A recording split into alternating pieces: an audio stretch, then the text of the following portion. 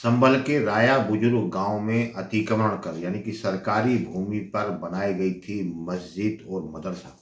उन दोनों को प्रशासन पहले ही गिरा चुका है। अब इसके बाद इसी क्रम में जो मस्जिद के मुतवल्ली थे, मुतवल्ली बाबू खां और उसके भाई अबरार और असरार के मकान भी आज प्रशासन ने गिरा दिए हैं। सुबह ही भारी टीम बुलडोजर के साथ पहुंची थी क्योंकि विरोध की आशंका थी, इसलिए कई थानों का फोर्स था, मजिस्ट्रेट लगाए गए थे। तो मजिस्ट्रेटों ने उस जो मकान थे मुतवल्ली के और उसके भाइयों के गिरा दिए। बता दें कि 7 बीघा जमीन में मस्जिद, मदरसा और इन मुतवल्लियों के मकान थे जिन पर लगातार कार्रवाई की जा रही है। तालाब की भूमि के रूप में दर्ज है, तो यानी कि सरकारी भूमि पर मस्जिद भी था, मदरसा भी था और मुतवल्लियों ने अपने शानदार मकान भी बनवा लिए थे।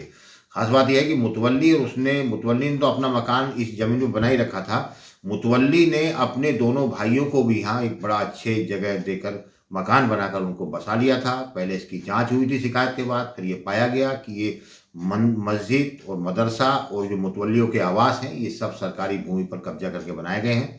इसकी पुष्टि होने के बाद प्रशासन ने नापजोख की और प्रशासन नापजोख करने के बाद मस्जिद गिराई गई पहले, फिर मदरसा गिराया गया और आज जो मुतवल्ली और उसके भाइयों के जो आवास थे वो भी गिरा दिए गए हैं। भारी फोर्स मौजूद रही, सुबह से ही ये प्रक्रिया चल रही थी।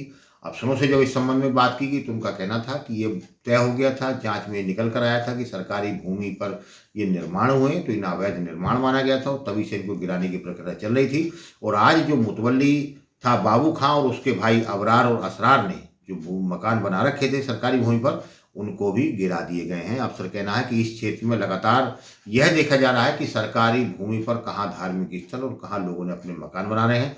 एक एक करके इस प्रकार के सभी अवैध निर्माणों को गिराकर सरकारी भूमि को मुक्त कराया जाएगा। धन्यवाद। बुजुर्ग में आज अवैध निर्माण हटाने की कार्रवाई हुई है। क्या क्या निर्माण है, क्या क्या हटाया जाना है? हटाने की कार्रवाई नहीं हो रही है। जैसा कि आप देख रहे हैं, इन लोगों के द्वारा अवैध निर्माण खुद हटाया जा रहा है। ये घाटा संख्या 682 है। 880 वर्ग मीटर तालाब की भूमि है, जिस भूमि पर इन लोगों के द्वारा कब्जा कर मकान बनाया गया है। और इस पर फरवरी 2025 में धारा 67 की कार्रवाई की गई थी और इसके बाद इन्होंने अपीलेट कोर्ट में भी अप्रोच किया, परंतु अपीलेट कोर्ट से भी इनको कोई रिलीफ नहीं मिली। उसी के क्रम में आज इनके द्वारा अपना कब्जा स्वयं हटाया जा रहा है। कुल कितने मकान हैं ये और कौन कौन है ये कब्जेदार? कोई मस्जिद का मुतवल्ली भी बताया जाता है। अबरार, असरार और बाबू 3 व्यक्ति हैं जिनके द्वारा कि ये कब्जा किया गया था और जो इन लोगों के द्वारा हटाया जा रहा है।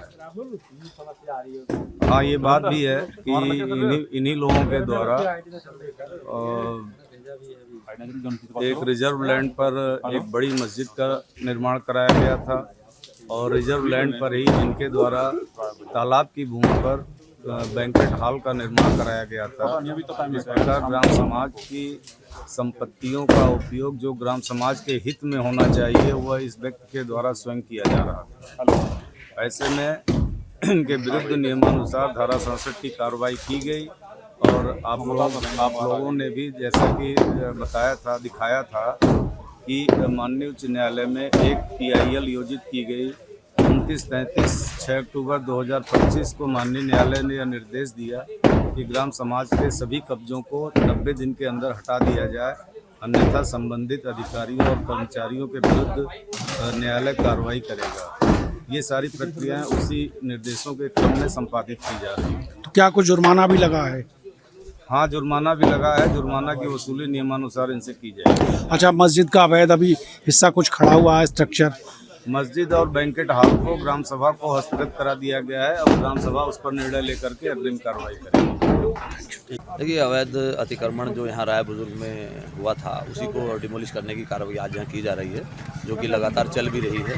जो सरकारी भूमि पर ये मस्जिद का अवैध अतिक्रमण करके मस्जिद का निर्माण कराया गया था उसको हटाने का काम किया गया है और आज कुछ जो मकान हैं उन मकानों का जो हिस्सा जो अवैध अतिक्रमण करके बनाया गया है उसको हटाने की कार्रवाई आज की जा रही है। सर, कितने मकान जद में आए? 3 मकान हैं जिनको भी फिलहाल नोटिस दिया गया है और उन्हीं को तोड़ने का काम आज किया जा रहा है। सुरक्षा व्यवस्था के क्या इंतजाम है? देखिए, यहाँ हमारे 5 थानों के SHOs हैं और यहाँ पे RRF है और महिला पुलिसकर्मी समेत हम तकरीबन 50 पुलिसकर्मी यहाँ तैनात किए गए हैं और जो हमारी लोकल यूनिट हैं वो भी यहाँ भ्रमणशील रह के अपना काम कर रहे हैं। सर सोशल मीडिया पे किस तरह की निगरानी? सोशल मीडिया पे लगातार मीडिया सेल हमारा जो निगरानी कर रहा है, यदि कोई व्यक्ति खुराफात करता है तो निश्चित रूप से उसको कड़ा संदेश दिया जाएगा। ठीक, थैंक यू। आपके राज्य की खबरें, आपके शहर की खबरें सबसे पहले जानने के लिए देखते रहें अमर उजाला। चैनल को सब्सक्राइब जरूर कर लें और पाएं हर अपडेट।